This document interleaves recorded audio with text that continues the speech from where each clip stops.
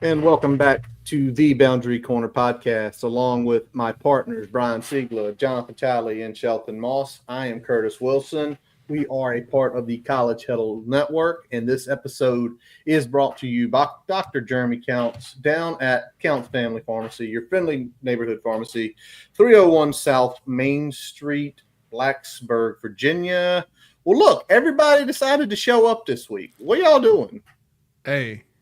Full force, baby. Full force. Like Voltron. Came together. Ready to fuck some shit up. All right. Like, let's go figure it out. We had a week off. We didn't have a week off, but the Hokies had a week off. Yeah, no. We definitely didn't have no week off. And Brian, you got a promotion, right? I did. We're not going to go too in depth on that yet because it still hadn't been officially announced in some channels. Quiet. My bad. Yeah, we're excited though. It's a good thing. It's a very good thing, and I'm very excited about it. So we'll make that official next go round. But it's been a much needed bye, as Steven said there. I think the team needed a bye. I think the fans needed to cool off a little bit because. We were hot after that last one, and and it doesn't really get any easier this week. So we got a road trip down to Durham, 7-3 Duke. It's gonna be a test. It is Wallace Wade Stadium, Saturday night, 8:00. Get everything ready. At least it's at night. Maybe I can enjoy a little bit of the day. Maybe not tonight. But at least a little bit part of the day I can enjoy it. I hate 3:30s. I'm going to tell you. For my health, a 3:30 game is the absolute worst. If I'm at the game, I love 3:30. If I'm watching it at home, I hate 3:30. Screw a 3:30. So, yeah. Shelton, you're awful quiet down there. How's everything going in the new apartment and in the new digs? It's been great, man. I'm here in the Berg, the East Coast Berg, Williamsburg, Virginia. So kind of getting settled in here to the new job, new place. So I like it a lot. Got some downtime, so I will be in attendance this weekend at Wallace Wade Stadium. I've never been to a game there. I've been to the campus once, but I've never been to a game there. So that'll be pretty exciting. I can't wait to go. BCP on site. Shelton, are you going to be in the booth? Nope, I'm going as a fan. And as a fan this week, going to sit in the fan or in the stadium, not up in the booth. That is awesome to hear. Well, as Brian said a few minutes ago, we did not have a game last week. Again, much to the detriment or good to everybody's health here. So there are no truths to tell. Maybe some lies later on, but no truths to tell right now. So what we're going to do is we're going to kick it right off. We have a podcast colleague of sorts, you can say, who's going to tell us a little bit about Know the Enemy with Duke. And we've got, let me pull them on here. We've got Ben Bird, who is with Duke Bull City Coordinators. Ben, how are you doing tonight, man? Ben, you're on mute. I got you here. Control. There we go. Sorry about that. I'm doing well. How are you guys doing? Doing great, man. Glad for you to join us. And as we were chatting offline here before we punched live, we found out that Ben knows one of our good buddies, our music man Jason Long. So it's funny how small the world can get when you reach out and connect with different people in the sports world, and all of a sudden you know somebody that was neighbors with somebody you've known since middle school. Yeah, that's right. Jason and Liz and my wife, we all knew each other, used to live next to each other, saw each other a couple of weekends ago, had a good time. And so one of the good things about being in Roanoke is you get to know everybody. There you go. Jason advised me and Brian here in a text that it was a porch picking party where y'all called up a little music there. That's correct. We played some old time tunes. There were 1, 2, 3, maybe 5 of us. Nice. Good to What hear. do you play? I play guitar. I play rhythm guitar. Okay, nice. Very nice. So, Ben, obviously, we were talking a little bit before. You've been doing this about 5 years. Give a little background about yourself and how, because you're a one-man operation, right? Yes. Right. So the website's Bull City Coordinators, and you can find me on most social media accounts at Duke FB Coverage. I started doing this in 2019 when the Cutcliffe era started going off the rails after the jump pass against North Carolina. Oh. Over time, it evolved into a podcast because I got tired of writing angry, frustrated complaints on the internet. I just didn't think that was really productive. So I tried to be a little bit more positive, a little more upbeat. And that resulted in podcasting where I was interviewing former players. After that, I got to a point where I started interviewing last season more journalists and having other bloggers and podcasters who cover teams come on, which led into being on the part of the College Huddle Network, which you guys are as well. So that's kind of what it's evolved into.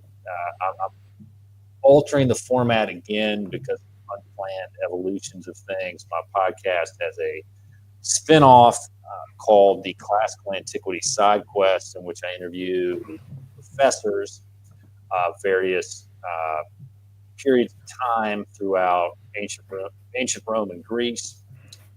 In the accounts for those on social media, I deleted the Twitter account for it because it was just getting spammed by bots. It's really annoying. But on Blue Sky, it's Antiquity Pod, and I've gotten a lot of traction over there.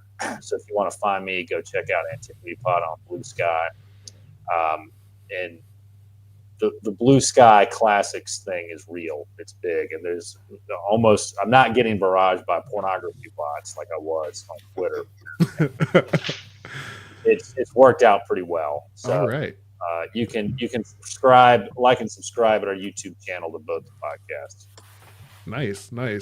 So you got a couple history majors on here as well. So that definitely you got some interest peaked with that. So always fun to like kind of mix a little bit of everything in your social media persona there, and kind of bring in all your passions into one place. So I can appreciate that. So we got a game this weekend, and we got with you. We're like, hey, you want to come on, talk a little bit about what your team does well, some areas that they can improve, and kind of help us preview what to expect this Saturday.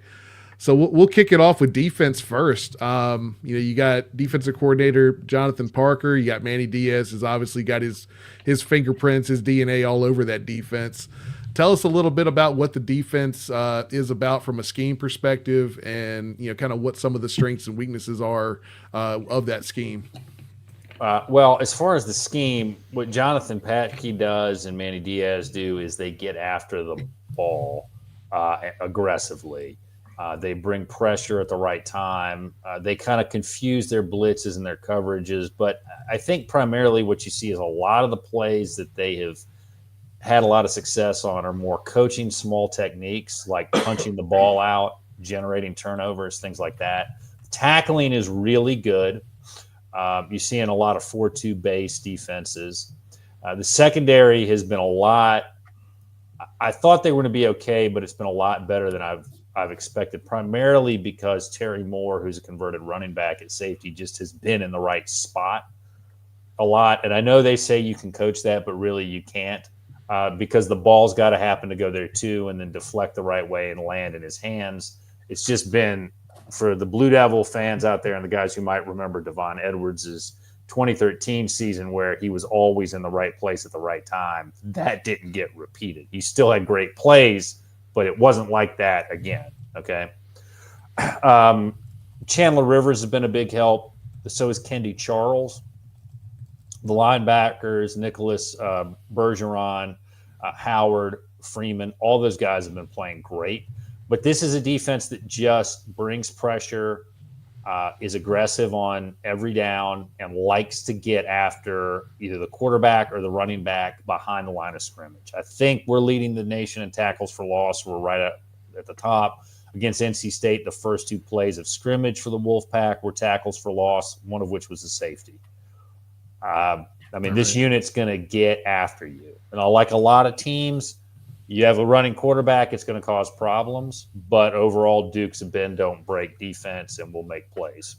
All right, let's talk about that pressure, because when I started looking at it in the games I watched, plus just looking at the stats and data, Wesley Williams jumped out. He had a great game against NC State coming off the edge there, creating pressure sacks. You're also right, Duke is 3rd in the nation in tackles for loss. When you watch him, what do you feel his best pass rush move is? Yeah, it's hard to say because I don't pay to subscribe to watch and break the videos down and really slow it down. But what those guys do generally is they're just fast. They're in great shape, and I think it's primarily through Coach Feely, what most places call strength and conditioning. I think Duke calls it athletic performance. I don't know, whatever you want to call it. Who cares? Yeah. I don't want to upset the Duke football account that's following me on my Blue Sky account now, but who gives a shit what terminology we use for it? Okay. Really. So it is what it is, right? Right. They're just really fast and really strong. And one of the things they talk about in the fourth quarter is dragging teams into the sewer, which is not a reference to It's Always Sunny in Philadelphia and Charlie and those guys going down in the sewer. Okay. It's a reference to, we are going to bring you down here. We're going to get dirty. We're going to get physical. We're going to beat you. Okay. And so what you have to look out for is a lot of Duke teams historically, as the season went on and late in games, would tire out. Okay. They would tire out because they were exhausted, because they didn't have a lot of depth. The strength and conditioning wasn't as good, and they wouldn't be able to compete through all 4 quarters, much less all 4 parts of the season, right? But that's not the case now. I was talking to Steve Weissman at the News and Observer on our podcast recently. This team's got like 7 guys who can play on the line, and that's unheard of for a Duke team. They rotate guys in and out, give them chances to play. So I'm way off of your question, but I think what Williams is really good at in the rest of the line is that just being physically strong and fast and not tiring out and getting worn out. Good stuff. So you got Williams out there. Who else should we kind of look out for on that defensive line for Duke?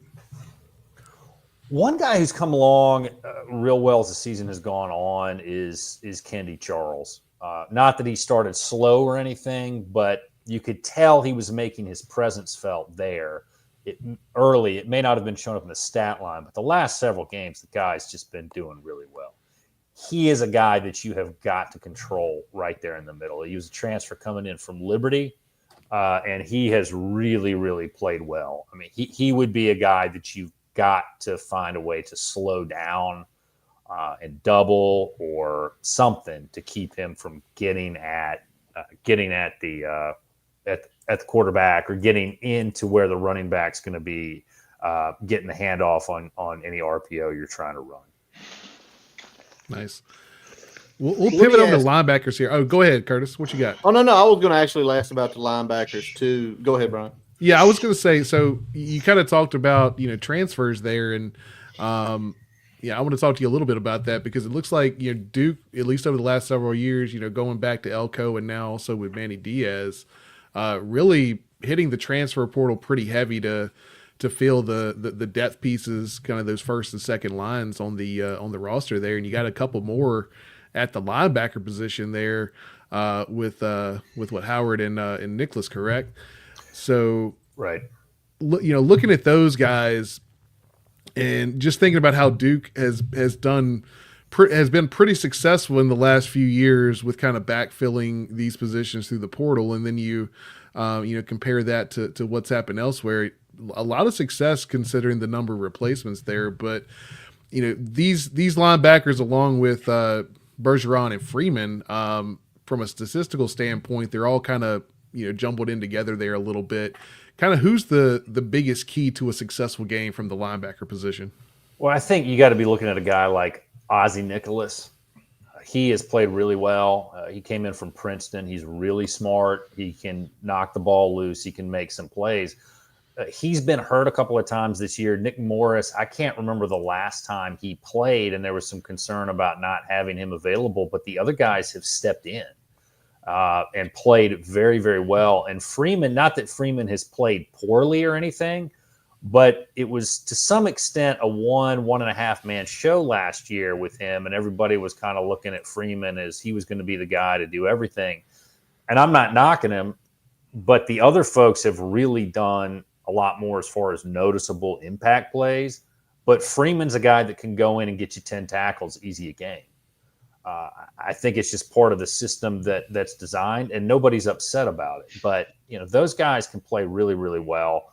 Bergeron too, but Nicholas is a guy that you've got to watch out for if you're Virginia Tech. All right, note taken. That'd be Ozzie Nicholas. So you gave us a lot of good points about the defense there. You took my question away on Moore and Rivers because obviously those two guys popped out, and you telling me I'm worried about Terry Moore because of the way you talked about how he gets in there and the way when I think of that, and I know Terry's a safety, like that's the guy coming up in the line doing that, knocking it loose. And, he's already, I believe, I'm not mistaken, he's already got a couple forced fumbles this year along with picks. So a lot of picks. You answered my question for me in your monologue there at the beginning, Ben. So let's kick off. Obviously, we know y'all have got a really good defense because that's Manny's 4-8. I want to go to the offensive side of the ball. Offensive coordinator Jonathan Brewer. Scheme, what does he do? What do you like? What do you dislike when you look at this offense? And one thing before we get to that, I do want to say watch out for Chandler Rivers in the secondary. He will do something in this game on Saturday. At least one play, if you throw to him, he will find a way to make you pay for it. But to turn to the offense, Brewer runs a system that's very similar to what is run at SMU with one critical exception, which is Malik Murphy does not run the ball. Okay. He does not run much. Just it's not who he is. So he did get a rushing touchdown. It was ugly, but it was still a rushing touchdown against NC State. He's run a little bit more as the season has gone on. Earlier this season, there was a lot of get the ball out and get it out fast, but there have been injuries at the tight end position, which have slowed things down as far as how quickly the offense would like to go, because some of those routes over the middle are not there. I'm not trying to critique a third string guy, but he's third string for a reason, and you can't expect him to be as developed and talented as, well, talent's not the right word, but you can't expect him to put on the show that Nicky Dalmolin was capable of putting on. I think Dalmolin was a fifth-year returning senior before, unfortunately, his college career came to an end with a bad injury. So that slowed things down some. They do like to throw to the tight end. Jake Taylor's getting more comfortable, so we'll see. He's gotten a lot better. He didn't play much last year, and honestly, he wasn't slotted to play a whole lot this year. So how fast you can bring him along, next year he could take that big leap. He's just got a lot he's got to learn. It's a new system, new coaching staff. It's a lot for the guy. But the rest of the offense, you've got really good receivers with Eli Pankel, with obviously Jordan Moore, who made a great catch against Miami, that one-handed grab, and then the catch against NC State for the touchdown. Those guys are really, really good. And then to keep with an Inside Duke Football Online joke, don't sell your Samir Hagan stock. It's rising, okay? He's really fast. He can get on some underneath routes. He can burn you, and he can be right where he needs to be. I don't want to say the ball's been spread around a whole lot this year because Jordan Moore's had been on a pitch count for a long time, which impacted the rest of the offense and what could happen. But as long as he's healthy, I expect the ball to be thrown around a lot because the offense is going to gravitate – or the defense, is going to gravitate towards Jordan Moore, which is going to open up Eli Pankel, which is going to open up Samir Hagens and some of the other guys to perhaps get some touches. And then it's going to come down to the running game and how successful that can be, which is a little bit of a longer discussion. All right. You highlight Jordan Moore there. What is he what is his best attribute? What is he when you look at him, what's the thing he's going to do that's going to hurt you the most? Well, with Jordan Moore, it's his, one of the things that I like about what Brewer is doing, because I didn't really fully answer that question, and I apologize. I think Brewer's doing a really good job, and how you utilize Jordan Moore is a good example of that, even with the injuries this team has had to navigate. What Jordan Moore can do is get down the field, he can get open, and he can go up and get the ball if it's thrown high. He's hard to defend. He is a converted quarterback. Years ago in a spring game under Cutcliffe, I saw him with the offense, and I said, this guy's going to be special. He's got it. There's just something about him.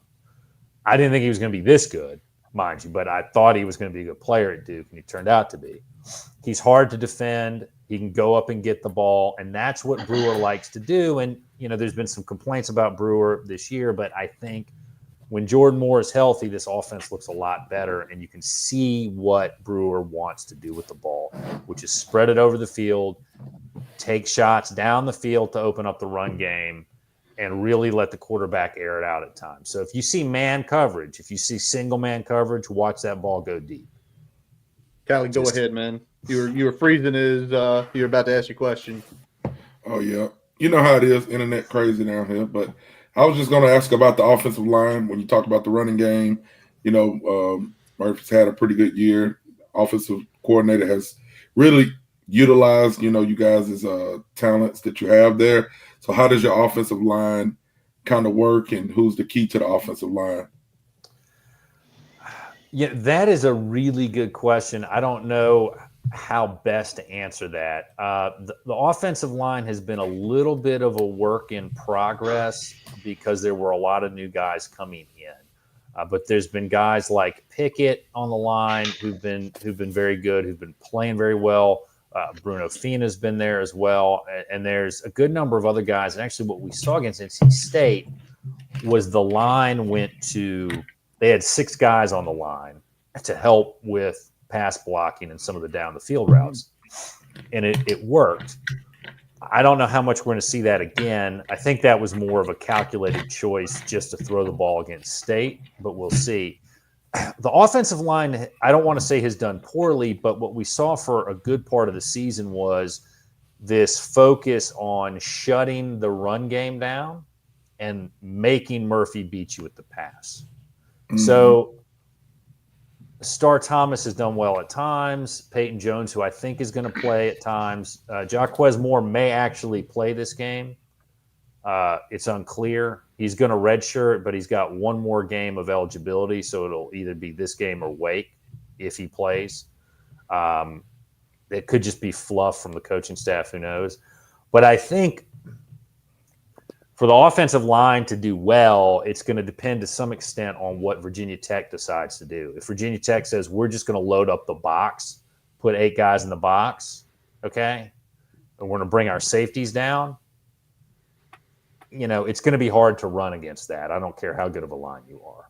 Right. But if the safeties drop back, like Carolina, like in the Carolina game, where there were 2 high safeties, Star Thomas and Peyton Jones, who should be back from his injury that he suffered against State. Excuse me. I expect some success there running the ball, especially if Murphy keeps it on 1 or 2 RPOs. If he keeps it and then the Hokie defense has to be honest, that's going to really help the offensive line. If he decides he doesn't want to run, then they just key in on the running back. We'll see. So I think how well the offensive line is going to do is going to be more a focus of what the Hokies' defensive strategy is going to be. Mm-hmm. If the Hokies say, we're going to make you throw to beat us, the offensive line will pass block. They're very good at that. That unit's good at that. But how much they're going to be able to run out of that if you've got 7 or 8 guys in the box all night, I don't know. Sheldon, you had something you wanted to add, right? Yeah, so typically when we play a new team, I like to look at kind of the stats, advanced stats, and kind of see what they do well, what they don't do so well. So looking at Duke, the one thing that stands out to me on offense, 3rd and 4th down conversion rate put together, they rank 132nd, just 29% on those late downs. Now, as we know, a lot of it has to do with the distance that you're facing on 3rd downs. If you're in 3rd and long, obviously much less likely that you convert the down. From your perspective, I know the O-line struggled a little bit. Running game hasn't been super efficient. What do you think has been the big bugaboo on 3rd downs and why Duke has just been so incredibly inefficient there? I think a lot of it probably early in the season has been struggling to get the field position that you'd like. There was a lot of incomplete run for 2 yards and then you're in 3rd and 8, or run for 3 yards, you're in 3rd and 7. That's had a lot to do with it. I also think, again, Murphy is still pretty darn young, and he's developing. He's developing and growing as a quarterback, and he's looking more comfortable with each game. So I think that's had a lot to do with it. I don't think historically Duke has been particularly good on those yards for a while. I'd have to go back and look because I try not to get too crazy into those kind of statistics. But I think that has a lot to do with it. I'm looking at the box score from last game. I'm trying to pull it up here, but this might be accurate. Duke was 0 of 9 on 3rd down. That's hard to believe, but wow. Not good. Yeah. No, it's not. I think it's probably more a game of an issue of field position more than anything else. Yeah. And as far as where they are on those down and distances, they can, when they want to, well, I could go on a long tangent about not putting quarterbacks under center. I'm not going to do that. I won't, but I do think some of that plays into it, although they did put Murphy under center a couple of times. That could change a little bit this week, though, on some of those 3rd down plays, because last game Grayson Loftus came in for a play or two and ran the ball. It would not surprise me if we see a small Loftus or Beelan package for backups. Loftus is going to redshirt this year. He can play these next 2 games, and he can come in and be like a Thomas Sirk or Brandon Connett type. And if that happens, then you're looking at a very different dynamic. Loftus is a little bit of a gunslinger, too. He can throw better than Sirk or Connett could, I think.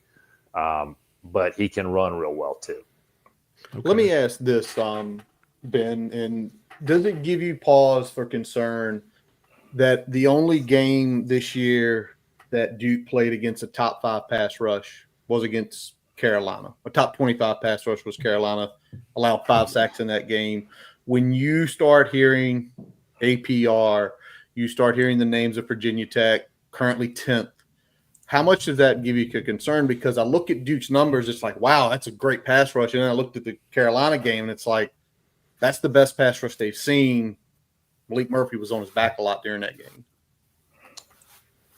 I have a hard time believing North Carolina's pass rush was that good. Is that accurate? I'm not doubting you, but North Carolina ranks, I'll get it for you right here, in team sacks. They are, I got to get it back to it because it was on another screen, of course. They are the 5th rated pass rush or team sacks in the country. Tech's 10th.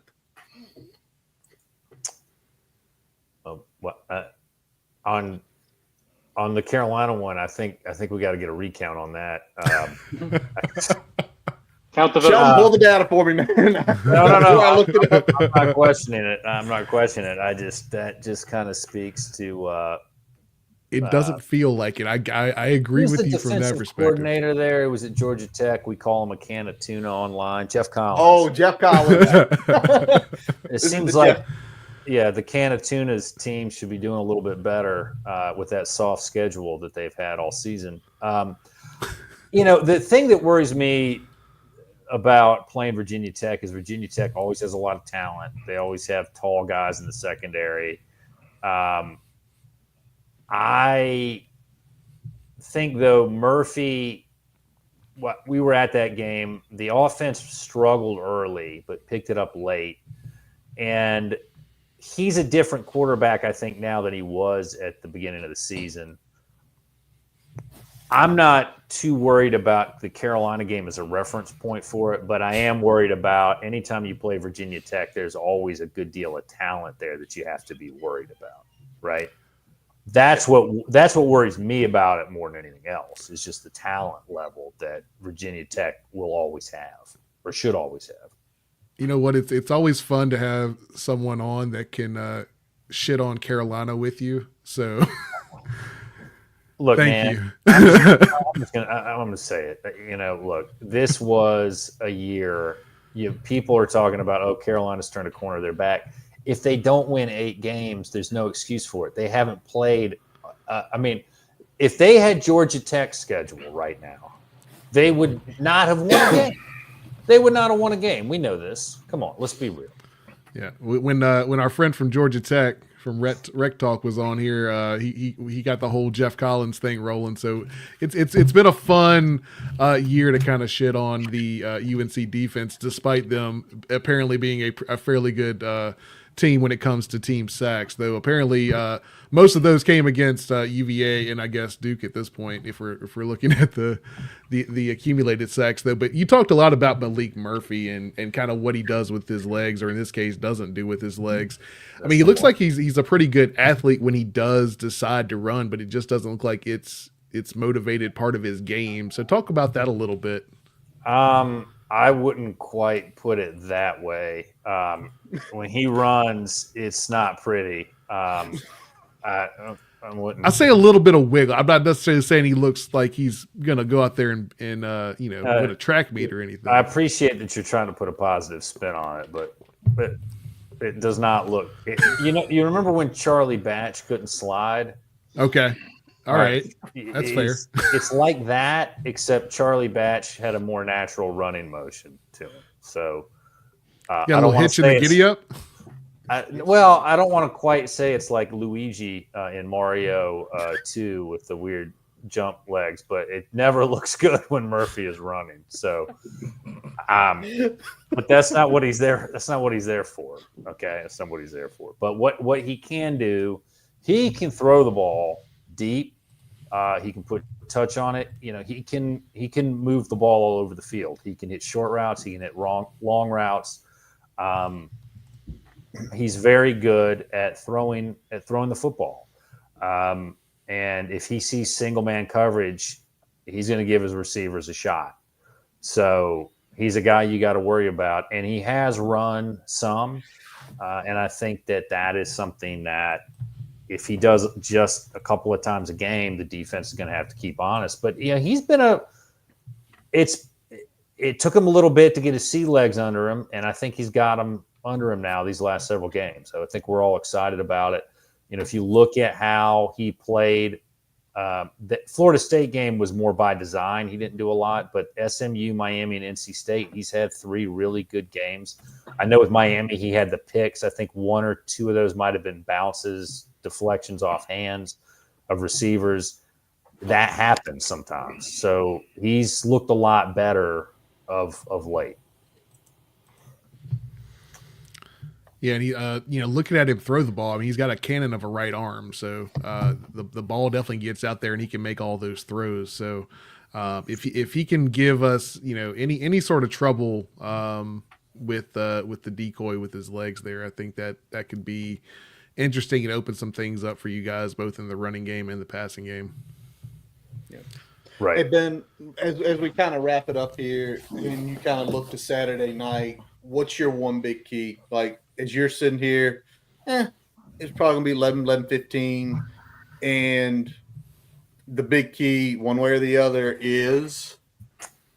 Not to simplify it, but turnovers and field position. I think the team that can control the turnovers, again, this is groundbreaking stuff. No one will tell you this, right? This is football's a lot simpler than we like it to be. But I think the team that controls the turnover battle and particularly the field position can come in a number of different ways.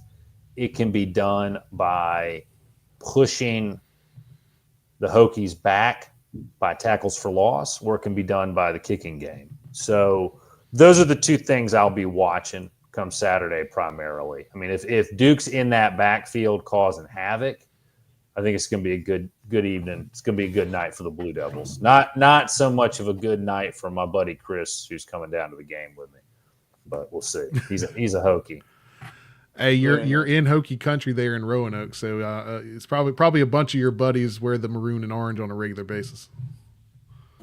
Good number of them. We hear, man. Well, listen, I mean, you tell the truth about that, man, because, Duke, you guys, your turnover margin is top 5 in the country. Your turnover gained is top 5 in the country. So, I don't think you're lying about that whatsoever. But, Ben, man, it's been a pleasure talking with you tonight. Real quick, give you one more time, tell everybody where they can find you, social media, websites, all that good stuff. All right, before I do that, I just want to say one thing about comparative schedules for North Carolina and Georgia Tech. Go back to my point for this fraud Tar Heel team. They played Minnesota, whoop-de-frickin-do, okay? Charlotte, North Carolina Central, I'm not going to knock those guys. I love them. James Madison in a program transitional year, okay? In a basketball game. Exactly. And some Carolina fan before the Duke game tried to talk smack to us about it. I said, we're going for 71. Shut your mouth. And then the only games that they have had to play that are tough this year, okay, that you look at the schedule are Duke, Pitt, Georgia Tech, okay? Now, Georgia Tech had to go to your house, right, to play Virginia Tech. Yep. Who does North Carolina get instead? Virginia, the Cavaliers. Not a real football team. Come on, let's be honest. Things we can agree on. Wearing pants. Things we can agree on. All right.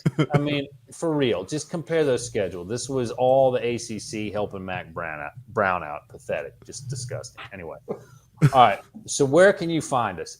You find me. You can find me at bullcitycoordinators.com. Check out the YouTube channel, which I think is at Duke FB Coverage. Most all the socials are there.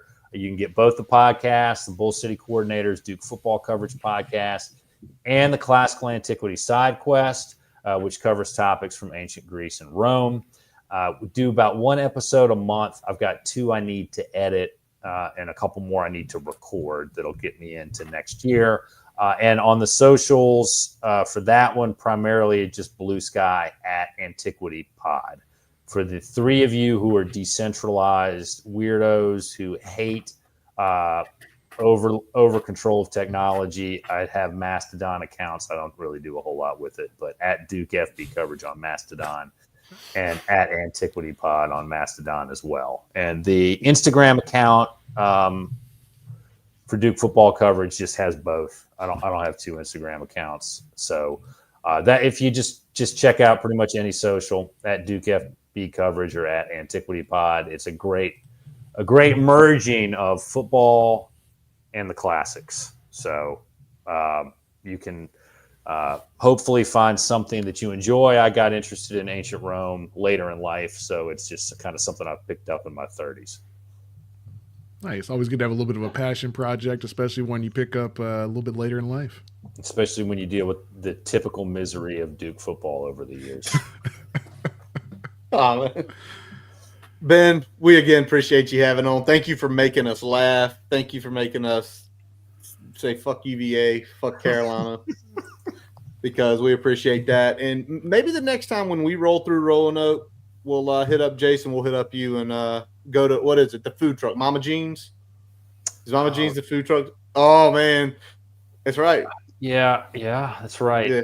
I stumbled them on Facebook one day, and their food looks amazing. So I'm going to find that truck next time I go to Roanoke. There you go. Well, that'd be good. I'd love to catch up with you guys. And Shelton, you said you were coming to the game. That's correct. I'll be there. Let me check real quick. See where I'm sitting. I think I'll be in. Yeah, I'll be in section 30 near the top. 30. Okay. Yeah. So if you want to swing by, I'll say hello. Will do. All right. Awesome, Ben. Well, appreciate the time, and you have a good evening. All right. You guys too. Thanks, Ben. Thanks for having me on. Appreciate it, Ben. Yes, sir. All right, Ben. Thank you. All righty, guys. There was Ben Bird with Bull City Coordinators. So go check him out. Again, small world. It's really hilarious. You start talking to somebody and they know somebody you've known literally your whole life. We probably could point yes, it is. That's why Jason's going to take us there next time we're down in Roanoke. But to be for real now, like that's the funnest part about doing this. We always run into people that somehow know somebody we know in some way, shape, or form, and that's why I love doing it. Ben was great, a lot of good info there. So as we normally do after we get to know the enemy, and Ben did a great job talking about a lot of key players, some maybe little wrinkles we might see from Duke. We've got to talk about the Hokies Keys on Saturday night down in Durham. And Shelton, I'm going to start with you first. What do you have? What is the key to this game at a 5-5 Hokies attempt to get bowl eligible into Bull City? I mean, well, the biggest key, I guess, is motivation because, you're a 500 football team playing for bowl eligibility. If you lose this one, you never know what can happen next week against UVA. So, just show up motivated, show up like, you want to play and this is what, you're getting paid to do because, these guys are getting paid now. And as far as the game itself, I mean, I don't know. I don't think Tech will have trouble stopping the run because I don't think Duke's been very good at all running the football. So I'd say just, if they get stopped fast, I think that make Duke pretty one-dimensional offensively. It's going to be a low-scoring game, so just, don't get beat with a deep ball. That should be a pretty good strategy. All right.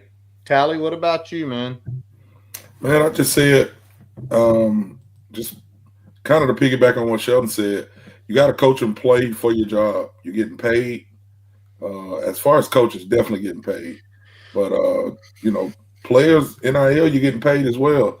So when I say coach and play for your job, coaches, somebody got to go. Somebody got to follow on the knife. If you like being here, fucking do something right and hope it ain't you because somebody got to go at the end of the year. Some players are playing for a position. You know what I'm saying? Because coaches, if they're coaching for their job and you're not getting the job done, they're looking to put somebody else in that spot to go, well, we could have been better if we would have had a better blank, whatever the case may be. Or if this person wouldn't have got hurt and we had somebody to back him up, we could have done this. So players, if we get an opportunity to play when people's hurt, you got to play, Or if you're playing for film to go somewhere else, like you got to have that. You got to get in here and you got to act like it means something and you got to play for your job. Yeah. All right. Brian? Tally makes a great point there is that, regardless of what next season holds, whether you're here, there, or anywhere else, these still matter because your tape matters. What you do from a coaching perspective matters. Everything is still, I think, big from that perspective. So don't lose sight of the fact that just because you're only playing for a bowl at this point, that you don't have anything to play for from a big picture standpoint. But the thing I want to talk about, and actually Robbie put it in here, but I had already had it on my notes. You already had a while ago, Robbie, so I didn't steal it from you. No, he didn't. Have an identity on offense. Have an identity on offense. And to piggyback some on what Ben was talking about is within that identity, you can't be the offense that turns the ball over in your own territory. You got to make sure that you're taking care of field position, but you also need to make sure that you're an offense that is efficient moving the ball down the field. It doesn't get bogged down in these long periods of just looking completely inept, not leaning on the strengths of your offense and forgetting the weapons that you have on your offense. We love to see Kyron out there doing Kyron things, but you don't have to run Kyron into a wall to have an offense. We got other weapons out there. We need to lean on those other weapons, and that's whether Kyron plays or not. I know we've got a bunch of questionable designations. Again, we don't really know what that means. When they were probable, they didn't go. When they were questionable, they did, and they probably shouldn't. We'll see who lines up on Saturday for the Hokies at quarterback and running back. But whatever they do, we need to lean on the rushing attack, because that is the identity of this football team from an offensive standpoint. Yeah, I'm going to throw a couple pieces in here. Some folks putting their thought processes up. Robbie, again, obviously on the defensive side. Yep, pressure. Hey, this is a big one. Oh, you grabbed one, I grabbed another one. Go for it. Yep. Look at that. Didn't take long, did it? I see you out there, Chris. Tally. We see you, Chris. Tally been saying it. Like, these guys that damn good. Let them play. Josh Young, yep. Josh, you had two on here because there you go. The only thing. What's my key? Well, y'all, we're at freaking game 10 of this year. And we Curtis, hold on. Before you go with your he feels it. I just want to say this so you can wrap it up. When we talk about everything we talked about to the Hokie Keys, shirt that we got sent said 3, 7, and then it's a question mark. These next two games are important. Very. The bowl game is important if you make it because you still can sell the program if that number is a certain number. You go with your keys, Curtis. Yep. I just wanted to say that. There you go. Let Dwight do that. But like I said, we have played 10 games. This is game number 11, as Dwight's putting on the screen there. And I sit here and it's like, I have no more Hokie keys to give. Why? Because I've seen 10 games this year, and in all 10, this team could have won every single one of them. Every single one of them. People say, well, Clemson was. No, they could have won that Clemson game. They could have. People can say, well, it was shut up. They could have won that game. Look at the passion, how hard that defense was playing that game. Look at every game this year. And that's what irritates me as a fan, because if we were 5-5 and we were an average team, it's last year, right? This is good. Hey, we're back on the right track. This is not an average team. This is an above average team with good players. How many Senior Bowl invites? APR didn't get one. You know why APR didn't get one? Because APR is going in the first 2 rounds, and those guys don't go to the Senior Bowl to get their stock numbers up. Don't need to. They don't need to. And that's what irritates me. And like when I say, what's the key? Play to your ability. Coach to your ability. Because if you do, you wipe the floor with Duke on Saturday night. And I know, Ben, I loved having you here, but if the Hokie A game and the Duke A game both show up, the Hokies are winning by 17 points. The issue is we brought a bunch of C and a bunch of D games this fucking year, and that's why we're 5-5. And the bad part about it is a lot of those games, the C's and D's didn't show up until the last 5 minutes. Hey, guys, did you know we were getting a Curtis rant? We needed it. He's been holding it. It's been we had a bye feisty Curtis stew on it and think about it. Yeah, he had a bye week to kind of stew on it and think about it, and he's right. I mean, if you're playing a team and they just better than you lose, it happens. Oh, We got to do better. We got to coach better. We got to play better. If somebody's hurt, don't fucking play them. Let them go heal. Put somebody else in. If they're on scholarship, they're on scholarship for a reason. Yep. Don't put a running back in and never fucking run the ball. It makes no sense. That pisses me off. Real quick, I'm glad you put this up, Brian. On a very serious note, not only Gabe's leg injury, by all means, that looks like that's just your normal injury. He's going to be okay. If y'all were not aware, Gabe put it up. A young man I consider close to this podcast. When he first committed, we got to interview him. It was awesome. We've communicated with him numerous times. His father fell significantly ill after he got hurt. His father, as of the other day, and somebody might have to keep this up because if anything has changed, his father was in very serious condition down at Roanoke Hospital. So, Stephen, thank you for putting that in there. Do, say a prayer for Gabe, his whole family as they go through this time because I know, knowing Gabe and his passion, that comes from somebody in the family, and it's very likely his dad. About how much he loves the sport and everything. So talk about a very composed and mature person. Damn right. When we spoke with him, definitely well beyond his years in terms of his composure and his passion for the game, and just his ability to kind of understand kind of where he fits in the puzzle and the drive.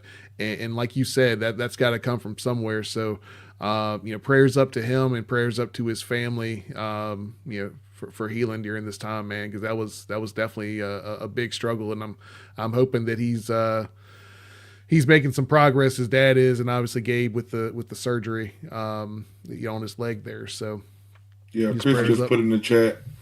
Put that up. Chris just put in the chat. He said that his dad's doing better and Gabe had a successful surgery today. So. That's awesome. That's great to hear, man. And appreciate it, Chris, for keeping us updated. Yeah, definitely that. And like I said, man, of course, prayers up for his family, prayers up for the young man. While we on here talking about coaching and playing and things like that, this is also what sports is about. It is. Not people being hurt, but coming together after a tragedy, And that is a big thing, a huge thing for that young man to go through. And when we talk about him being composed and mature, he was the one who came online and put, hey, this is what's going on with my family. Yep. Hey, Hokie Nation, can y'all, pray for us and keep us lifted up? So to have that mindset and to know he has a outlet that he can turn to and a community he can turn to is big. You know what I'm saying? Because some people feel like when stuff like that bad happens, they have nobody. So for all the bad things that we talk about on the field and what it is, I know that Hokie Nation has got their back. I know that God's got their back. So Keep sending them up, man. Keep on praying. Keep on, uplifting these players, especially during times like that. So whoever put that up, thank you, because that definitely needed to be said. And I had forgot all about it when we started to get into the podcast, just rolling through things that we're talking about, rolling through things in our life. So whoever put that up, man, thank you so much for that. Steven, shout out, appreciate you, shout out Stephen Colbert, man. Shout out Stephen. Yep. Well said. Let's go here. We got to make predictions, whether we feel good or bad about them, but we've got to do them. Shelton, I'm going to let you kick it off because you are going to the game. You will see it in living color. What do you think happens Saturday night? Great job. For whatever reason, I think Tech will win. I'll take VT 24-20. I think they'll get a little bit of bounce back, rest off the bye week. I think Drones will play. He'll kind of manage the game pretty well, and Tech will escape with a close W for the first time since the 2022 Liberty game. Jesus. 2 years to the day. Tally, what about you? I was going to go first because I know Shelton was, like, most of the time I'm like, why you make me go first? And then Shelton goes after. But I was going to go first because I want people to think I was copying him. Because, like, while Ben was talking, I was actively changing my my prediction on the rundown, and I'm going Hokies. I'm going Hokies. I think we get a 10-point win this week. Being disconnected from football for about 2 weeks was great, but I still didn't have time to myself. But hearing Ben talk, Ben, thank you again for coming on. I think that we match up well with them. I don't know if Kyron will be healthy enough to play, but I do know we have a capable backup. And I think our defense will play inspired enough to get us to some things and get us in some positions that's going to be positive for us. And what I forgot about was People's Legacy game. Let's go. Yep. That's a good point. That's a good point. I forgot about the People's Legacy game. I like that. I'm going 27-20 good guys here. I think this is the first time that me, Tally, and Sheldon have picked the Hokies in a long time. I know Tally was trying not to break the streak there with the picking against the Hokies when they started winning. Baby. But that's burned now. That's burned now. Burn that to the ground. So I'm going 27-20 good guys. Much like Tally, I think we match up well. I think their defense is good, but I think we'll be able to do some things to move the ball down the field. And I think our defense is going to play well in this one. I don't think that they're going to burn us on third down like some other teams have. And I don't think that they're going to be able to run the football as effectively as they will need to be effective in this game. All right. Well. Y'all leave it to me, huh? You gotta leave it to me, huh? Hey. Bring it home, Curtis. Let's go. Bring it home. Well, you know what? I'm much like Tally. I was leaning the other way. And hearing Ben talk, and Ben gave some good information, but I think the Gabe Williams thing, forgetting about that and then being reminded of it, I think that's going to be a rallying cry for this team. And I do think they go down to Durham. I think they take care of business, and I'm agreeing with Shelton on here. I think this is going to be the first time in 2 years. I think it's 2 years to the day if somebody gives that, because it's damn close. If it's not 2 years, the math is mathing. It's going to be within a couple days. If it's not to the day. It's the same week. 2 years to the day. Hokies take this one 28-20. Effectively, that is a one-score game. Technically, that's a one-score game. Pride gets off on the hook, 28-20. Hokies come back. Gabe Williams rally cry and letting some of these young guys eat. So there we go. There are our predictions. Got a few people throwing in here. Got Steven. I'm going to throw you up here. There we go. Josh saying that. I'd love to see some other predictions as we get up here, as we move on. And as everybody knows, by the way, y'all know we got back-to-back 8 o'clock games. We do. They just made the announcement, yesterday? About the I don't feel about that. I don't know how I feel about that. I'll get to be nervous all day. Be nervous all day, man. Yeah, all day. I like I said, I can enjoy it.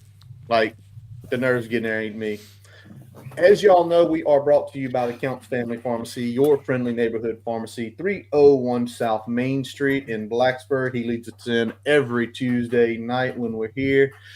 So normally we do know the enemy. We get over to big screens. We talk about the games. But since we've been a lot of pissed off the last few weeks, we really haven't had a chance to talk about some other dealings in college football, primarily college football playoff.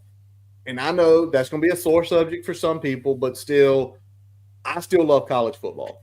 I still watch college football. Even though when I'm pissed on Saturday nights and I'm listening to Tally Rand on a space occasionally, I'm usually still watching football when I have all my screens up here. It's just what I do. So we wanted to talk about it. And here's the first thing I wanted to bring up to all three of y'all. There were certain media members that swore to God, this is going to make games matter less. People aren't going to care as much. Well, first of all, I think they're wrong. But what about y'all? How do y'all feel? Do you feel because of the playoff that it makes games matter less? No, I don't. I definitely don't think it matters less. I think people are tuned in every week like they always have been.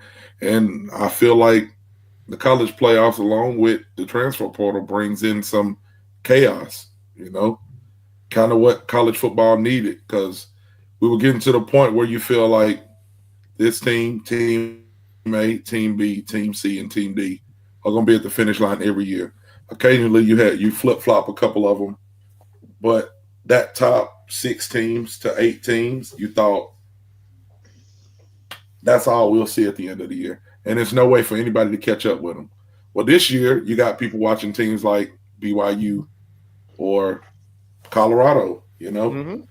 You got SMU, you got people watching other teams as a collective to see if this team makes it, will they pair up with them? If this team pairs up with a blank, how does that look? So no, I don't think it makes it, less meaningful. I think it makes it more enjoyable. For somebody like us, it fucking sucks sometimes, but as a college football fan, I think it's done what it's supposed to do. Sheldon, you were in agreement with Tally. I could see you shaking your head. Why do you feel this way? Well, I just think it's added a lot more excitement. It makes it so that, if you lose 1 or 2 games, maybe even 3, your season isn't over. You can still compete for a conference title. You can still compete for an at-large bid. I would say for me, I get kind of annoyed by the anti-playoff discourse because, I'm someone who grew up watching FCS football, and the FCS playoffs is like 24 teams. So for me, it was always like, well, how is it that the FCS can have an expanded playoffs, D2 can have playoffs, D3 can have playoffs, but the FBS shouldn't have playoffs? Like, it just doesn't make any sense to me. So I think having the 12-team playoff was a necessary expansion. It'll probably expand more in the future, but I just think having it at 4 was just so limited. There was only a handful of teams that realistically could compete for a title, and I also think it made recruiting a little bit more concentrated at the top because that there's if recruits know that only 4 teams can play for a title, it's more likely you want to play for a big school. And NIL as well. I mean, guys get paid, so you can go to different schools. Transfer portal, you can leave whenever you want. I think there's been a lot more competitive balance. Yeah, you went from having 6 to 10 teams in play for the major recruits because those are the teams that had a realistic shot at competing for that 14 playoff.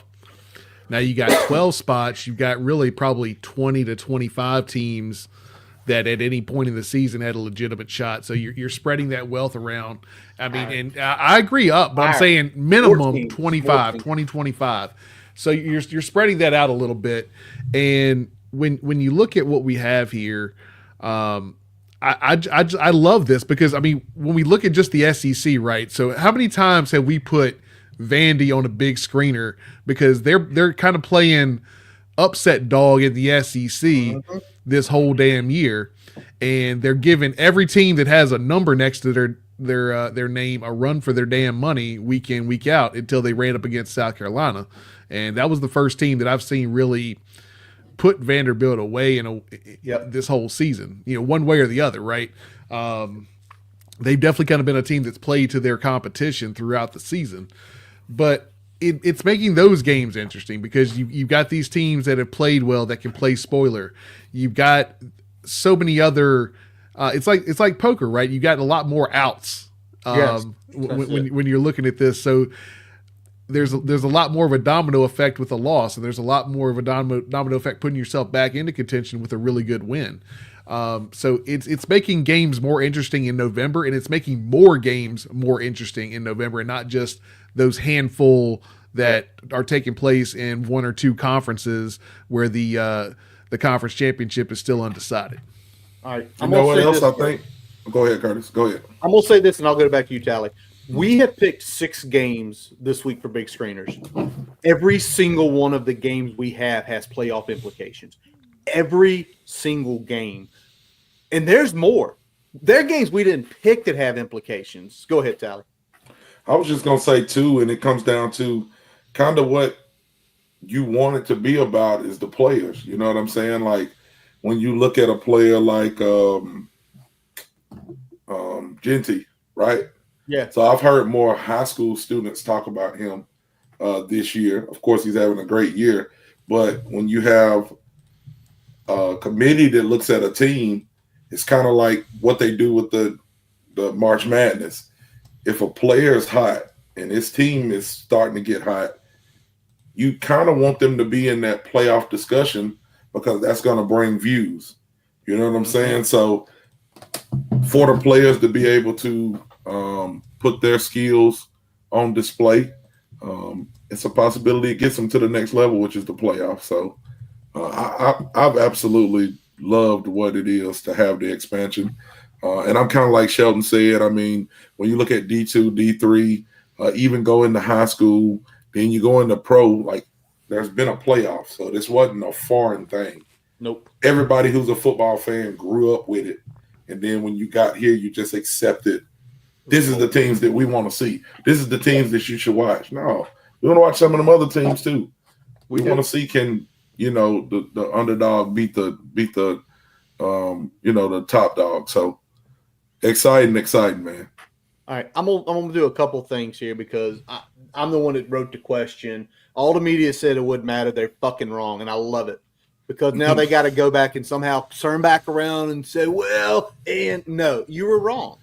Right now, do y'all know how many teams that have at least a chance to make the playoff? Just guess how many teams that they're mathematically saying are not eliminated yet. 32. I'm gonna say not 20, that many. 32 23. was probably last weekend. Yeah, it's 23. Okay. There 23. are 23 teams that can still make the playoff. This is the next to last week of the regular season, and there's 23 teams that can make the playoff. And I'm going to come from a Hokies perspective because as we rolled into November, y'all, we were like, listen, we just keep winning. You just keep winning games and you just get to Charlotte, right? Yeah. Now, that's why we're probably more pissed off because we go lose to Syracuse and it's like, that irritated you. And it's like, well, now more shit's got to happen. But think about this for all of us. Not the best season, right? 5 years ago, well, maybe we can win the ACC, but we ain't going to playoff. We ain't got no chance to win a national title. And I know some people will say, well, nobody has a chance to win a national title. Hush about that. But at the beginning of November, we literally sat here and said, if we can just win, we have a chance. And that's all you got to do. You just got to give people hope. And there are still 23 teams that have hope out there. And I'm hoping in the near future we're one of those 23 teams at this late in the season where it's just like keep winning, get to Charlotte, get in. Shelton, you have something you want to discuss that kind of piqued your interest. So I'm going to let you kind of lead this next little section here. Yeah, so we obviously, if you're on Twitter chronically like me, I saw a lot of discourse about the SEC. Some people, it seems like a lot of the media people are trying to hype up the SEC that are pro SEC, and that's led to some inevitable pushback because people are saying, well, why should an undefeated or one less Indiana team be left out of the playoff in favor of, 3 or 4 SEC teams? And there's been kind of a back and forth. I will say I see a lot of people really misinterpreting stats and kind of making some bad arguments. As much as we'd like to shit on the SEC, and believe me, it is fun, they have objectively been the best conference this year in football by almost any metric. Like advanced metrics, they have the best win percentage overall in non-conference. They've got the best win percentage against Power 4 teams. So I do think two things can be true at one time. I think the SEC can be the best conference in football, but we don't need to hype it up too much, and it needs to be a case-by-case basis. I don't think Indiana, if they finish 11-1 and don't make the Big Ten championship game, there's no reason they should be left out, especially with how good their metrics are. I know they played a bad schedule, but they've still got a few decent wins. And at some point, like the games have to matter on the field. So I just wanted to kind of get that off my chest. Yeah, I mean, you got to look at strength of schedule, but you also have to look at, like you said, the games and also the losses. Like, if losses still have to matter. And we had this discussion last year. We're having it again this year. You still need to take into account the games that are played on the field, who won, who lost, what are the common opponents. You got to still look at those things as well as just the raw strength of schedule and whatever metrics are feeding into that. So I'm with you. I definitely think the SEC is the strongest conference out there, but I don't think it is this head and shoulders monster.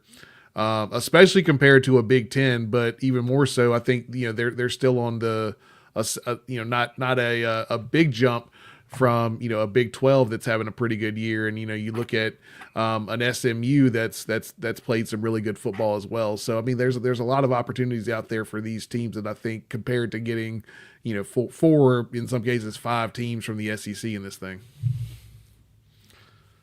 Callie, you got anything you want to say on this before I go off? No, man, I'm good. I'm going to pass it on to you. He's going to pass it on to me. He don't want to talk. Because they know where he works at down there, y'all. That's why he's got to keep it quiet sometimes. But I agree. The SEC is the best conference, but I keep going, and this is what I'll always say. Wins and losses have to matter. Well, they're a great 3-loss team. It's like they lost 3 games. They lost a quarter of their schedule. That has to matter. I don't care. Well, it's tough. There's some tough losses. I don't give a shit. You lost. I don't care. Losing games happens. It continuously happens. It tells something about your team, regardless of competition or not. Like right now, the discussions, Ole Miss is currently in. Ole Miss, likely, LSU is probably an average team. I'm sure Sheldon can pull up the data. And Kentucky is a below average team. And they lost at home and on the road to those teams. Yep. So why are they considered a 10th? Well, they beat Georgia. So their 1 win overcomes 2 not so great losses. Like, it wasn't a great loss. Like, right? No. Losses have to matter. And by all means, if you want to see like somebody like me catch hell, let Indiana get left out at 11-1. Robbie's putting on there. He thinks there's going to be a 3-loss SEC team that gets put in over them. So that's where you go. Let's say this, and I'll let you finish if you need to finish there, Curtis. But go ahead. Let's tell you where I'm at. So let's pretend that we reset the last 3 weeks, right? We go back to pre-Syracuse. We go up to Syracuse. We take care of business. We take care of Clemson at home. We run the table against Duke and UVA. We're sitting at 3 losses. We're going to Charlotte because things fell the way they needed to fall for us to go there. I, as a Hokie fan, would say if we don't win this fucking game in Charlotte, we do not belong in this motherfucker. No, I'm with you on that. 100%. There's teams with a similar win-loss and strength of loss as a Vandy loss, a Miami loss, and a Rutgers loss that people are putting in this conversation. So that's where my problem lies. There you go. So, yeah, that's where I am. Again, I do think the SEC is the best conference. I think 4 is their number. I think 5 would be one too many in this case. All right. I know some of y'all got to see it. Some of y'all didn't. They did release the playoff standings. And here are the 4 first game matchups if it were to happen today. I want to know which one intrigues you the most. Everybody listen up. So the first game, we've got BYU traveling to the Horseshoe playing Ohio State. Georgia heading to Penn State, Happy Valley in the middle of December, where the high is 36 degrees as a average. Alabama would head to Notre Dame, also another state where the high is 35 degrees, and then Ole Miss to Indiana, similar. Which of those game intrigues you? Whoever wants to start. I mean, I'll start. Georgia going to Penn State for a night game whiteout in December, like 8 degrees. Yeah, that to me would be a very intriguing matchup. So yeah, count me in favor of that one.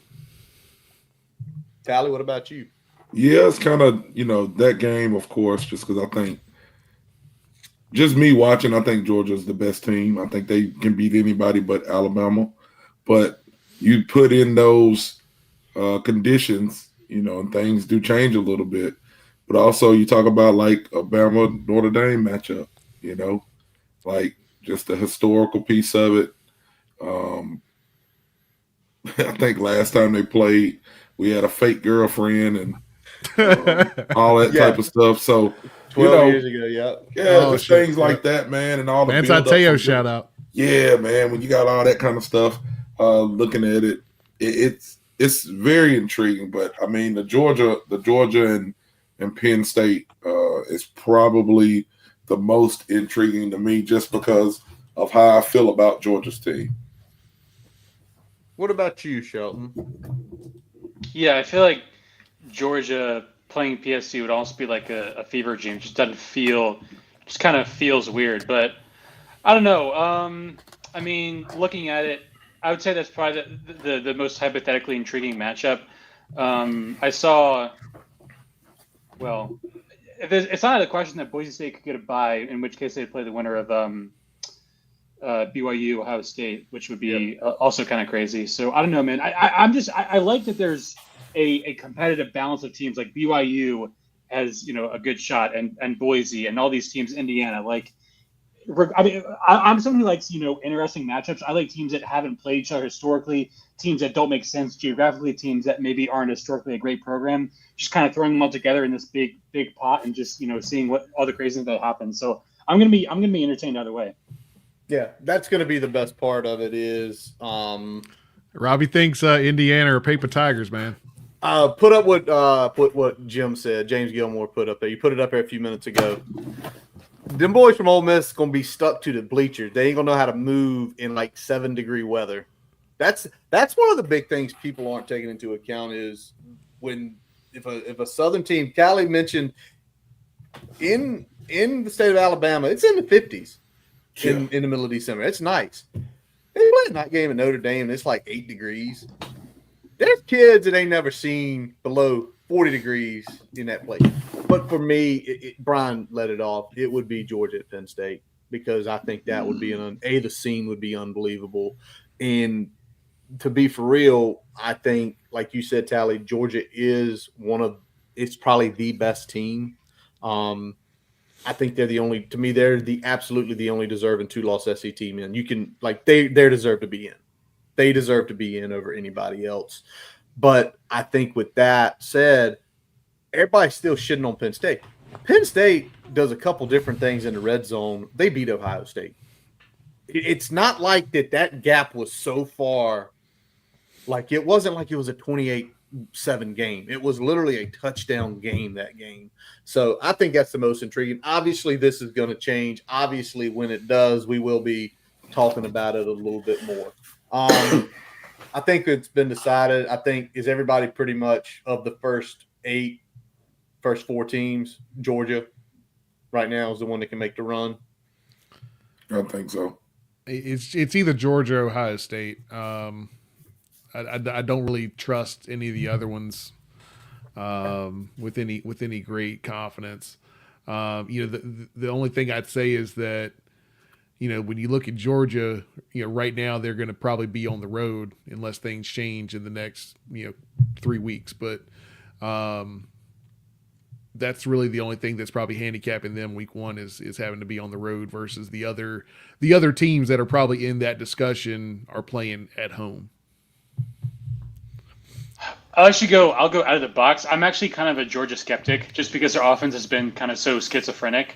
I am actually a big believer in Ole Miss. I know that people kind of sleep on them because they lost a few games, but metrically, they have been pretty much a top 5 team in the country this year. It's just those 2 losses to Kentucky by 3 and then LSU by 3. Other than that, they have pretty much wiped the floor with everyone. So I think people are really sleeping on them. I think they're a really good team. They forgot to play offense for 2 weeks, and they did earn them, and it cost them. Big time. By the way, everybody is like you said, Ohio State, Brian. That would be the scariest game, and I think the 5-12 is going to be the scariest game because if you're the 12 seed, what do you have to lose? Like Kalani Sitake, if y'all have ever watched him coach, he already does some funky things in games.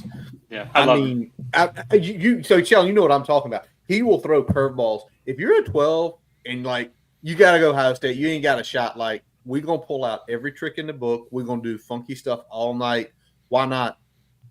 And I think the year a 12 beats a 5, and maybe that's the first year. It's going to be one of those things where we told y'all for years, settle it on the field. Quit the damn paper tiger rankings because Brian Siegler loves pre-rankings. All righty. Let's move on, and we are going to get to our big screeners pick. Like I said earlier, every single game we have selected has massive implications on the playoffs. Some are elimination games. Some are effectively. I'm trying to look at one here. One of those games could be playing for a potential bye, depending on what happens. So let's go to it. Brian Siegel, start us off. Where are we going? We're going to Notre Dame, baby. We're going to South Bend. No, you're not. This game's in the Bronx. This game is in the Bronx. You're right. This game is in the Bronx. I forgot about this. So I like my pick even better then. Because Notre Dame's getting 14 points here. And that seems like just a little too much. I like what Army's been doing this year. So I'm taking Army here. I think Notre Dame will win this game, but it's not going to be by 2 touchdowns. Yeah, I'm with you. Being in the Bronx, night game start. 7 o'clock, Yankee Stadium. 14 is just too big a number to lay the way Army's been playing. If this had been like 10, I'd take Notre Dame because I think that's what they win it by, like 31-21. But give me Army as well. I think Navy's due for a big time cover. Notre Dame. Sorry, I think they'll cover pretty easily. They typically do pretty well against the service academies, and I don't think this will be an exception today. Same. Notre Dame, give them to me. He said give them to him. Miranda is going with us, and Jason is going with us. So There we go. Big playoff implications. Why? Notre Dame wins out, Notre Dame's in. Yep. Army, if they get this victory, it could propel them potentially to being right there, and all they need is a Boise State slip up. And they're in. So there that is. I got the next one. I got the big game of the week. I got number 2 versus number 5. Indiana goes and visits the Horseshoe, the biggest game in Indiana football history. There is not even a single doubt in my mind about this. And they are getting 13.5 points versus Ohio State. I know Indiana does not have as much talent as Ohio State. I know that. But when it's 13.5 points, and every good team that has come across Ohio State this year, they ain't exactly beat shit out of them. So I think 13.5 is too big. I think Ohio State wins. I think it's a hell of a lot closer than 13.5. I am taking Indiana to cover. Yep, I'm riding with you there. It's 13.5. If you'd have gave me even 10.5, I might would have taken it. But 13.5, that I could see this being a 13-pointer at when it's all said and done. I know we got Robbie in here. Robbie definitely thinks that IU is a big paper tiger right now. Big I don't feel that quite that way. I definitely think they're probably a little inflated relative to where their talent level is, but I think they're going to keep it close enough in this one. So I'll take the Hoosiers. Shelton. Yeah, I'm taking the Buckeyes. I think this is what I call a worst-case scenario game for Indiana. I think they're going to get destroyed, and that's going to start the discourse about if they should be in the playoff or not. So I could be hilariously wrong, but I think that's how it's going to play out. Tally? Yeah, I'm going to go Indiana on this one. I think that Ohio State wins, but I think that Indiana will cover. It's just too big a number. Miranda's riding with Sheldon, and so is Jason. Split house on this one. It's just, to me, it's just too big. And I've seen Indiana score. I've seen them in some low fights as well. Yeah. All righty. Shelton. Let's go. This is gonna be a cool game. So I think Arizona State is a program that people aren't really talking a lot about this year. They've had a great season, 8-2, kind of out of nowhere. But so too is BYU. So a matchup of 2 really interesting Big 12 teams. I will take the Cougars to cover minus 3.5. Brian? Yeah, I'm with BYU here as well. I think they're going to go and handle business. It's really going to put them in a very good place, playoff wise. So I think they're going to go out there and take care of business. And that's despite ASU really having putting together a very unlikely season, even relative to BYU. I think BYU we thought was going to at least be a factor. I think ASU just kind of came out of nowhere. ASU comes out of nowhere, unranked in the playoff, 8-2. BYU coming off a big loss to a surging Kansas team. But ASU coming off, I mean, a bunch of us got the ASU game wrong last week with Kansas State. Brian, I'll let you find that for me. I'm with me and Josh are together on this one. Put that up here. Which one? The Storm and Mormons to cover, because they're going to win the game outright. Yeah, I believe BYU too. Big loss last week. I mean, most of their players are probably 32 years old. They just like us. When you go to work, something bad happens one day at work, you just go back the next day and do your job. They grown, man. They got to go home and put the kids to bed. They ain't gonna, they ain't gonna get all upset about it. They just gonna come on back the next week and make something happen. So BYU. Yep, Miranda's riding with BYU, and Jason is the only one. He gotta be difficult. Yep, he's the only one hanging there with Arizona State. By the way, if y'all didn't know, Robbie was here picking last week. Robbie went 0-6. Shell, that might not bode well for that Ohio State pick. Exactly. All right, let's move on. Jonathan Talley, what is your game, my friend? My game is SMU versus UVA. The reason I picked this game is because, again, SMU is in the hunt right now. And, Virginia's in the hunt as well. They're trying to figure out if they're going to come to Lane Stadium and win and get into a bowl game. So it's going to be pretty interesting to watch this game, but I'm taking SMU because I think SMU is going to beat the dog shit out of them. I don't even think Virginia cares for real. I think that they're just focused on if we get to Lane and we beat them because they're down, then we'll go to a bowl and whatever. We'll spoil their season. Yeah, I mean, we're hearing things like, Calandria has been running the locker room and all this stuff, and I'm not really sold on what UVA is doing down the stretch here. I think you're right, Tally. I think they are pretty much playing for the Hokie Bowl at this point. So I'm taking SMU. I think they're going to roll. I don't think it's going to be close. I think it could be 3 scores. Oh yeah, I'm with you. This is SMU kind of had a struggle against Boston College. I watched a lot of that game. And like we played Boston College, they had those moments against us. They had good moments against SMU.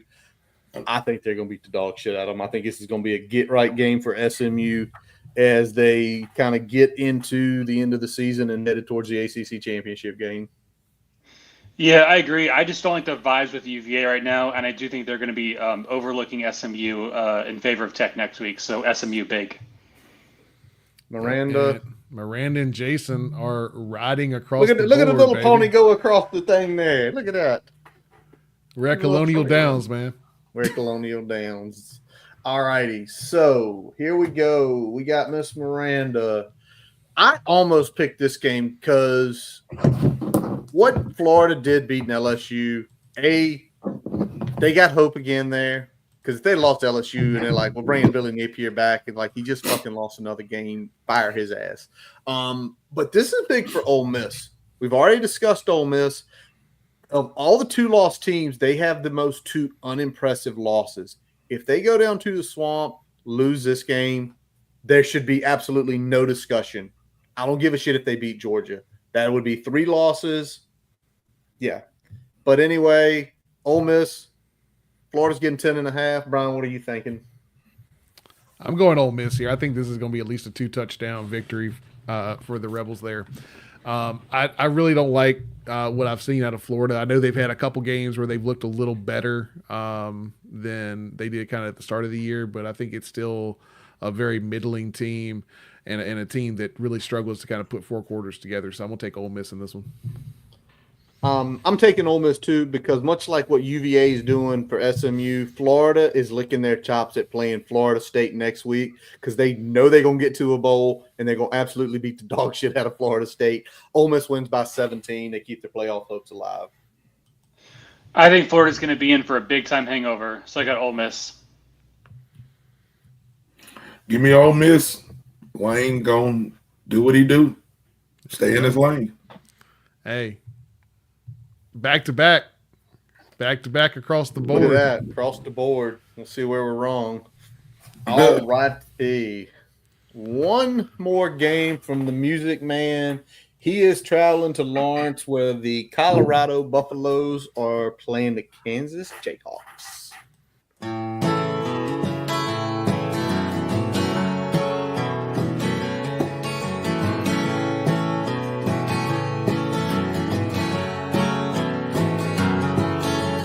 Buffalo soldier, dreadlock wrestler. It was a buffalo soldier in the heart of America, stolen from Africa, brought to America, fighting a rival, fighting for survival. Yeah, yeah, yeah.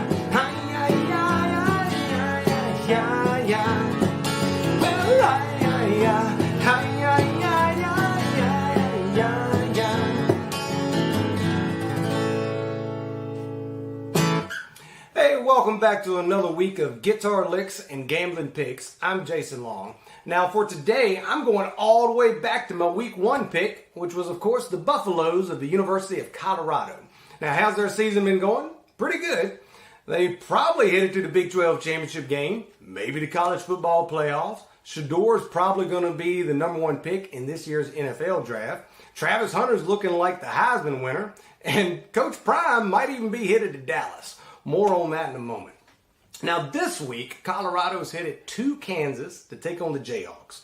Now Kansas did have a big win this past weekend, but so did Colorado. And Colorado is currently only laying 2.5 points against Kansas. So I'm going to take Colorado minus 2.5 versus the Jayhawks on Saturday. But first, let me talk to Dion for a moment. Now, you're probably not going to hear this, but we do know you do follow social media stuff, so who knows? Rumor is you want to take that Dallas Cowboys job. Well, really? You really want to go back to Jerry World and deal with that clown show? Because it seems like you got a pretty good gig where you're at. Colorado is a chill place to live. Casey Benito's back. The best player in the NBA, the Joker, man, he's hanging out in Denver. And, well, weed's legal, so even when you lose, everybody's going to forget about it anyway. So you might want to think about it before you make that jump back to Texas. But don't take my word for it. There's another Colorado institution that has a song that, well, goes a little like this. This old world is getting to me. There's no trust, no integrity.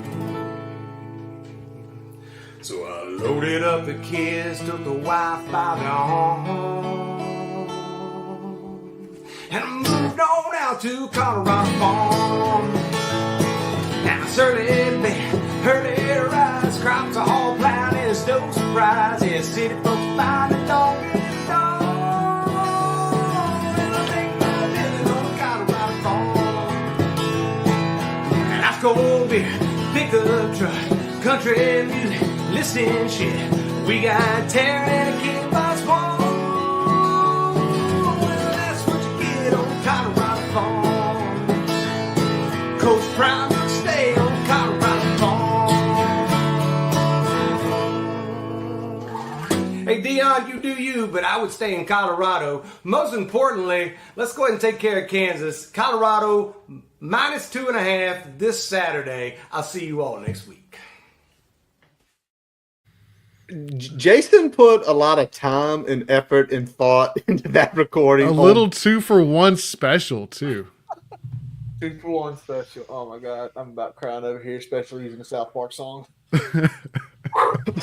All right. So it is Colorado getting 2.5 points against Kansas at Kansas. Brian Ziegler, what are For you every feeling? single reason that Jason just laid out, I'm going with the Buffaloes. Line of the year is weed is legal there. So even if you lose, they're going to forget about it. Give me Colorado. They're not losing this one. They covered 2.5 easy.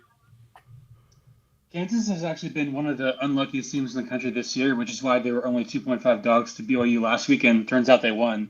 So I like Kansas a lot better than some people do, but I just think Colorado has too much skill talent, and they're gonna find a way to win the game. Give me Colorado. Hey, Miranda, and obviously across the board. That's 3 in a row, man. That's 3 in a sheeped row. Oh Lord.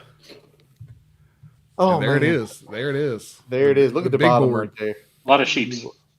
A lot of sheeps. We're all sheeps. Hey, Oh, hey, you got to give Jason some props here. This that ASU pick, he went out on a ledge. He did go out on the ledge there. Not a lot of parity this week. Not a lot of parity.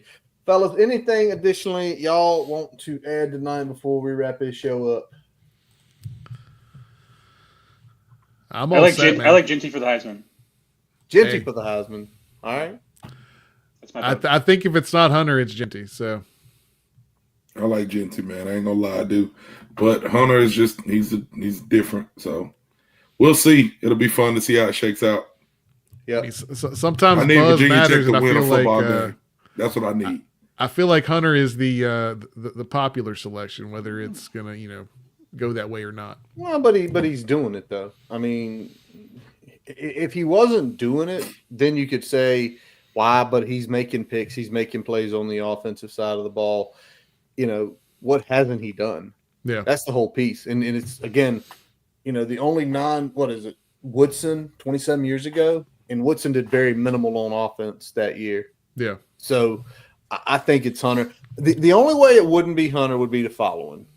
If the next three games, because Boise, I think, is automatically in the Mountain West, if Ginty gets to 2,500 yards and 30-plus touchdowns, then because that's Barry Sanders type shit. Yeah. Somebody said he's on Barry's pace. Like Barry went for 2,600 in like 11 games. He is not on Barry's pace. That was, I was 5, but I can remember going back and reading that, and it's like, how do you have 2,600 yards in 11 games? Do that math. Right. All righty. All right. Well, that is going to wrap up this episode of the Boundary Corner podcast, brought to you by Counts Family Pharmacy in Blacksburg. I'm Curtis Wilson. I'm Brian Siegler. Jonathan Talley. And I'm Sheldon Moss. We are part of the College Huddle Network. Check out our website, boundarycornervt.com, and listen to all of our episodes. Brian, did the person get in touch with you? They did not. Okay. So we're going to give him one more week. Say the name again. Jonathan Harris. Jonathan Harris, 8975 is the user on YouTube. Please reach out to us. We got a fun pyramid to send your way, but we need to know how to get it to you. If Jonathan Harris has not contacted us by the time Jason's song hits at the top of the program next week, he's void. Sorry if you're listening to this and it's 9:30 next Tuesday, you ain't got one. Sorry. So remember that we are going to redraw. So if you are one of those people that put your names in, Brian still got the thing set up. So all we got to do is press a button and we get another name. Again, Jonathan Harris, if you're out there listening, if you don't get to us by 9 p.m. when we press the button to go live next Tuesday night, which is going to be a fun one because I ain't working Wednesday. I might have a few drinks here. I'm not working that whole damn week. I'm working Monday. I got to clean up my email. I got like 350 floating out there. I got to get rid of them. I can't deal with it no more. I got too many hours to take between now and the end of the year. Yeah, Brian could take the whole month of Brian's got all these days. He basically ain't working that stuff. But anyways, go to Boundary Corner, Twitter, Facebook, Instagram, YouTube. Appreciate y'all doing all that good stuff. Y'all know all the podcast sources we're on. Y'all know Jason plays us in, plays us out. Check his website, jasonlongmusic.com out. It'll tell you where he's going to be playing down near the Roanoke area, also all of his music stuff. We thank y'all for listening, and as always, let's go Hokies.